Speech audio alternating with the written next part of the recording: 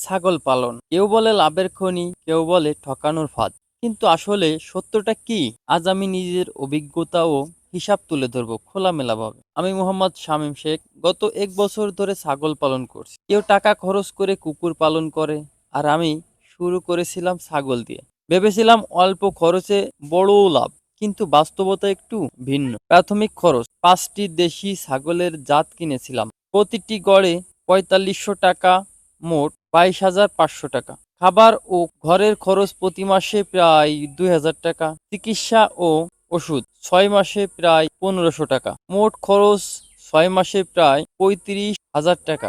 আয় ৩টি ছাগলের বাচ্চা দিয়ে ৪টি করে মোট ১২টি বাচ্চা। ৪ মাস পর বাচ্চা বিক্রি করেছি, গড়ে ২৫০০ টাকা করে, হয়েছে ৩০,০০০ টাকা। দুটি বড় ছাগল কোরবানির সময় বিক্রি, প্রতিটি ৬,০০০ টাকা করে, ১২,০০০ টাকা। মোট আয় ৪২,০০০ টাকা, ব্যয় ৩৫,০০০ টাকা। ৬ মাসে আয় ৭,০০০ টাকা করে। বাস্তবে কিছু চ্যালেঞ্জ ছিল। খাবারের দাম বাড়লে লাভ কমে যায়।